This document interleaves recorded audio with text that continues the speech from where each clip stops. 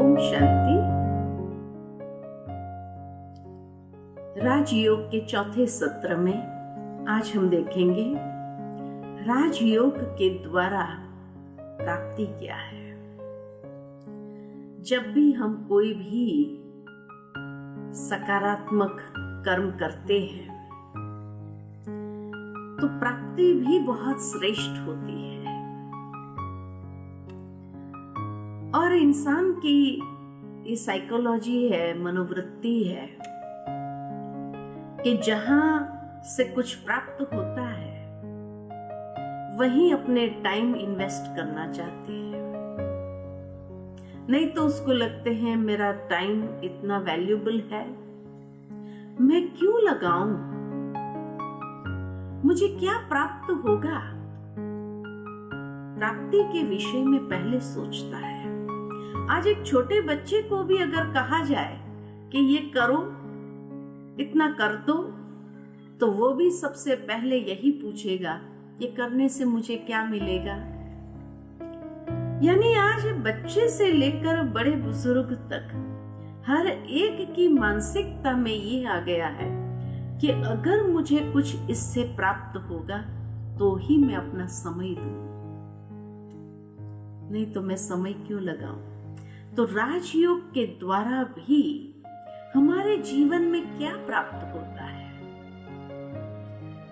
राजयोग के द्वारा बहुत सुंदर अनमोल उपहार प्राप्त होते हैं और वो प्राप्ति है आंतरिक शक्ति की।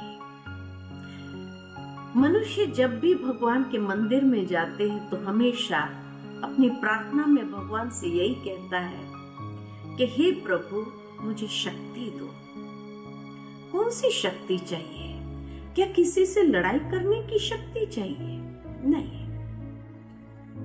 आंतरिक शक्ति, मानसिक शक्ति, मनोबल चाहता है जिससे जीवन जीना आसान हो जाए। तो राजयोग से भी हमारे जीवन के अंदर अष्ट शक्तियों की प्राप्ति होती है और उसमें सर्वप्रथम शक्ति है सहन शक्ति। आज यही शक्ति तो कम हो गई है मनुष्य जीवन में से कि मनुष्य सहन ही नहीं कर पाता। किसी ने कुछ कह दिया तो भी सहन नहीं होता है और बहुत गुस्से में आ जाता है, तुरंत रिएक्शन में आ जाता है। राजयोग से सर्वप्रथम हमारे अंदर सहन शक्ति तो विकसित होती है। कैसे विकसित करते हैं? जिस तरह बच्चे जब बाहर खेल रहे होते हैं और वो आम के पेड़ को देखते हैं, उसके ऊपर आम लटक रहे हैं, तो स्वाभाविक मन यही होता है और बच्चे पत्थर उठा उठा करके पेड़ को मारना आरंभ करते हैं। पेड़ एक एक पत्थर को सहन करके भी वो फल ही देता है। अगर प्रकृति हमें ये बात सिखा सकती है तो मनुष्य जिसने उस पेड़ को उत्पन्न किया, पेड़ को रोपित किया, क्या हम उसमें से ये शिक्षा नहीं ले सकते कि मनुष्य दुनिया में जब पत्थर मारते हैं तो उनसे हमसे भी कुछ फल की चाहना होती है, कुछ अच्छी बातें वो चाहते हैं, तभी वो पत्थर मारते हैं। और जब हम भी उनके एक एक पत्थर को सहन करके उसको रिटर्न में फल देते हैं तो शायद हमारा जीवन बहुत सुंदर हो जाता है। लेकिन सहन करने की भी शक्ति चाहिए। हर कोई सहन नहीं कर सकता है। कई लोग सहनशीलता को कायरता समझ लेते हैं, लेकिन वास्तव में दुनिया में वही व्यक्ति सहन कर सकता है जिसके अंदर शक्ति होती है। दुनिया में जितने भी महान आत्माएं हो गए, उनके जीवन दृष्टांत को अगर देखते हैं तो हर इंसान ने जब सहन किया तभी वो महानता के शिखर पर पहुंचा है। और सहन करने के लिए 2 गुण की आवश्यकता है। कौन सी? जब प्रेम होता है, हर इंसान को प्यार करो, और प्यार करके जब सहन करना आसान हो जाएगा। आज माँ बच्चे की हर हरकत को सहन कर लेती है क्योंकि उसको उसके प्रति प्यार है। तो हम भी अपने हृदय को इतना विशाल कर दे, हर एक के प्रति प्यार की भावना को जागृत करते हुए प्यार बांटना आरंभ करें तो शायद सहन करना बहुत आसान हो जाएगा। लेकिन सहन शक्ति अकेली काफी नहीं है, उसके साथ साथ दूसरी शक्ति भी विकसित होने लगती है और वो है समाने की शक्ति। आज कोई व्यक्ति सहन कई बार कर लेता है जीवन में, लेकिन वो अंदर में समा नहीं सकता है। पड़ोस में जाकर कह देता है कि आज हमारे घर में ऐसा हुआ, मुझे इतना सहन करना पड़ रहा है। अब वो पड़ोसी कई बार बिन मांगे सलाह देने आ जाते हैं। तब घर में यही होता है कि ये बात आपको कैसे पता चली? तो कहीं नहीं, आपके घर से ही आए थे, तो हमने सोचा कि आपको वो कह नहीं पाते तो हम आपको कह देते हैं। और तब जाकर आग में घी जैसे डालने वाला काम हो जाता है। तो सहन किया, ये महानता थी, लेकिन समा नहीं सके तो भी जीवन के अंदर कई झगड़े आरंभ हो जाते हैं, कई परिस्थितियां खड़ी हो जाती है। तो जिस तरह एक समंदर हर नदी के किचड़े वाले पानी को भी समाता जाता है, समुद्र कभी नदी को ये नहीं कहता है कि तू अपना किचड़ा मत डाल मेरे अंदर, लेकिन समाता जाता है। कैसे? क्योंकि समुद्र के पास 2 विशेषताएं हैं, विशालता और गहराई। जब हम भी अपने स्वभाव के अंदर वो विशालता ले आएंगे और गंभीरता, मैच्योरिटी को ले आएंगे, तो हर बात को समाना आसान हो जाएगा। तो सहन शक्ति और समाने की शक्ति, ये 2 शक्ति महत्वपूर्ण शक्ति है जो जीवन को बहुत सुंदर स्वरूप देने लगता है, हमारे संबंधों में सुमधुरता उत्पन्न कर देता है। तीसरी शक्ति है परखने की शक्ति, क्योंकि आज दुनिया के अंदर आडंबर बहुत हो गया है। दिखावट, बनावट, सजावट, इन सब के बीच में हम जीते हैं और उस समय ये परखना अति आवश्यक हो जाता है कि आखिर भी सच्चाई क्या है, असली क्या है, नकली क्या है। अगर सच्चाई को परख नहीं सके तो धोखा खाना स्वाभाविक हो जाता है और फिर व्यक्ति को जीवन में पश्चाताप करना पड़ता है। जब मेडिटेशन ध्यान करते हैं तो हमारे अंतर चक्षु खुलते हैं और उस अंतर चक्षु से हम आर पार देख सकते हैं, सहजता से परख सकते हैं कि असली क्या है, नकली क्या है। और तब शायद हम धोखा खाने से हर बार बच जाएंगे और सही निर्णय ले सकेंगे।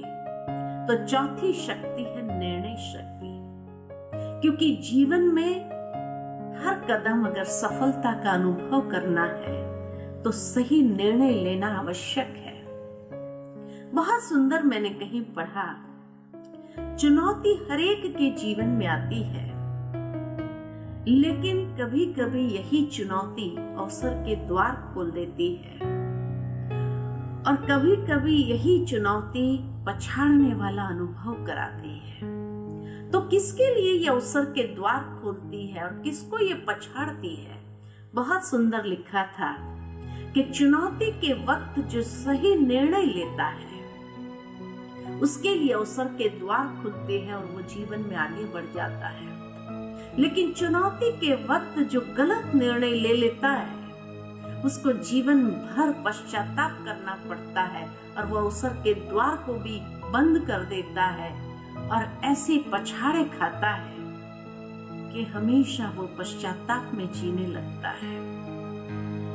और तब व्यक्ति कभी कभी यही कह देते, उस वक्त ये बात सूझी ही नहीं, मुझे ये समझ में ही नहीं आया और इसीलिए बस एक गलती हो गई। गलती गलत निर्णय की कि जब वो दूसरा पहलू देख नहीं पाया, समझ नहीं पाया, परख नहीं सका और इसलिए ये गलती हो गई गलत निर्णय लेने की। तो जीवन के अंदर कामयाबी उसी के चरण चूमती है जो यथार्थ परख सकता है और सही निर्णय ले सकता है। अगर उस वक्त बहुत तनाव में व्यक्ति आ जाता है तो वो गलती स्वाभाविक हो जाती है और यही तो आज हो जाता है इंसान से। पांचवी शक्ति है सामना करने की शक्ति। कई बार सहन करना होता है, कई बार सामना भी करना होता है, लेकिन कब सहन करना है, कब सामना करना है। बहुत सुंदर पढ़ा मैंने कि सहन हमेशा व्यक्तियों से करना होता है, परिस्थिति का सामना करना होता है। लेकिन आज कई बार व्यक्ति उल्टा कर लेता है, व्यक्तियों का सामना करने लगता है और परिस्थिति को सहन करना शुरू कर देता है। तब व्यक्ति जीवन के अंदर अवसाद का अनुभव करने लगता है। नहीं, व्यक्तियों से सहन करो और परिस्थिति आई तो उसको डट कर सामना करो, पार करो, ओवरकम करो उसको। आज अगर व्यक्ति का सामना करने जाएंगे तो संबंधों में खटाश, कड़वापन अनुभव होगा और हमेशा हमेशा के लिए रिश्तों में दरारें पड़ जाएगी, टूट जाएंगे, बहुत दूर हो जाएंगे एक दूसरे से और जीवन महसूस नहीं होगा। परिस्थिति को सहन नहीं करना है, क्योंकि परिस्थिति को अगर सहन करने गए तो भी जीवन के अंदर वो परिस्थिति हमें दबाने शुरू करेंगी, इतना दबाएंगे कि शायद व्यक्ति ऊपर उठना अपने आप में असंभव महसूस कर पाएगा। इसीलिए परिस्थिति का सामना करो और रिश्तों में सुमधुरता बनी रहे, इसलिए सहन करके उसको पार करो। सहन करने से हम छोटे तो नहीं हो जाएंगे, सहन करने से कुछ गंवाएंगे नहीं, सहन करने से हमारे रिश्ते जुड़े रहेंगे, बने रहेंगे। थोड़ा बहुत अगर सहन करना भी पड़ा तो कौन सी बड़ी बात है, रिश्ते तो हमारे संभल जाएंगे। लेकिन परिस्थिति को सामना करते हुए उसको पार करो। उसके साथ साथ छठी शक्ति है सहयोग की शक्ति, कि सहयोग भी एक बहुत बड़ा गुण है। कहा जाता है कि सहयोग देना और लेना ये देवताई क्वालिटी है और सहयोग न देना न लेना ये आसुरी स्वभाव है। कि मनुष्य जब अपने संबंधों के अंदर समीपता में है तो संबंध देना और लेना सहज हो जाता है। वो कहानी तो आप सबने सुनी होगी कि एक बार इंद्र ने देवताएं और असुरों को दावत पर बुलाया और सबके लिए एक ही नियम था कि हाथ सीधा रख करके भोजन करना है। देवताएं बहुत सुंदर तरीके से भोजन कर पाए, असुर बड़े परेशान हो गए और भूखे ही उठ गए। देवताएं क्यों भोजन कर पाए? क्योंकि उनमें स्नेह और मधुरता इतनी थी संबंधों में कि एक दूसरे को खिलाने में उनको कोई तकलीफ नहीं थी। असुर खिला नहीं सके क्योंकि आपसी संबंधों में भी वो प्यार नहीं था, इसीलिए वो एक दूसरे को खिला नहीं सके। तो सहयोग देना और लेना ये देवताई लक्षण है और न देना न लेना ये आसुरी लक्षण है। हम कौन है, अपने आप को देख ले कि देवता बनना चाहते हैं या आसुरी लक्षण वाले हैं। सातवीं शक्ति है विस्तार को संकीर्ण करने की शक्ति। जैसे कछुआ है, अपनी इंद्रियों को विस्तार भी करता है और संकीर्ण भी कर लेता है। जब उसको कारोबार में आना है तो विस्तार करता है, नहीं तो व्यर्थ में अपनी शक्ति को समाप्त नहीं करता है, वहां संकीर्ण लेता है। हम भी इस कछुए से ये गुण तो अवश्य ले ले अपने जीवन में कि जब हमें कर्म करना है तो अपनी इंद्रियों को विस्तार में लाए, कर्म करें। लेकिन जब कर्म समाप्त हो जाए तो इंद्रियों को समेट ले, उसकी शक्ति को व्यर्थ न गवा दे और ईश्वर के अंदर ध्यान लगाए, तो हम अपने शक्ति का संचार कर सकते हैं और उसको विकसित भी कर सकते हैं। और आठवीं शक्ति है समेटने की शक्ति। जैसे बाहर गांव जाना होता है तो बैग बिस्तर को समेट लेते हैं, सारा घर उठा कर नहीं ले जाते हैं। ठीक इसी तरह जीवन भी एक मुसाफरी है और इस मुसाफरी पर चलना है तो हमें भी बैग बिस्तर अपना समेटे रखना जरूरी है। बैग के अंदर क्या डालेंगे? कीमती चीजें, और बिस्तर के अंदर लपेट लेते हैं चीजों को। ठीक इसी तरह जीवन की यात्रा में भी जो हमारे लिए बहुत अनमोल है वो है अटैची, जिसके अंदर हम सद्गुणों को भर ले और पाप कर्म का बिस्तर बांध ले, क्योंकि वो कोई हाथ लगाने वाला नहीं है। यात्रा में अक्सर कई चोर भी होते हैं जो हमारे कीमती चीजों को चुरा लेते हैं। तो इसी तरह कई बार जीवन की यात्रा में हमारे सद्गुण भी चोरी हो जाते हैं। कैसे? जब संग का रंग लग जाता है तो वो सद्गुण चोरी हो जाते हैं और संग के प्रभाव में आकर के हम भी पाप कर्म के खाते को बढ़ा देते हैं। या कई बार अपने चीजों में जैसे रखी हुई होती है तो कीड़े लग जाते हैं। ठीक इसी तरह जीवन के सद्गुणों में भी कीड़ा लगना माना उन सद्गुणों का भी जब अहंकार आ जाता है, अच्छे कर्म का भी व्यक्ति को अहंकार आ जाता है, तो ये अभिमान का कीड़ा लग गया जो अंदर से ही हमें खोखला कर देता है। तो इसलिए समेटने की शक्ति को लेना, यानी बातें अनेक आएंगी जीवन के अंदर, फुल स्टॉप, बिंदी लगाओ, आगे बढ़ते जाओ। उन्हीं बातों में उलझो नहीं, क्योंकि उन्हीं बातों में उलझ करके हम अपने यात्रा पर आगे बढ़ने से रुक जाते हैं, आगे नहीं बढ़ पाते हैं। तो इसीलिए बातों को समेट लो, फुल स्टॉप कर लो और आगे बढ़ते जाओ। उलझो नहीं, सुलझते जाए।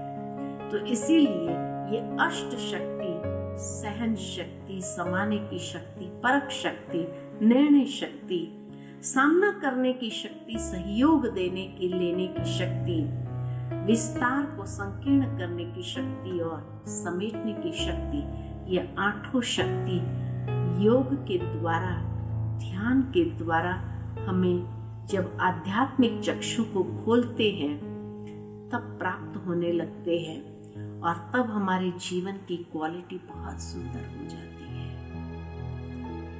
ओम शांति।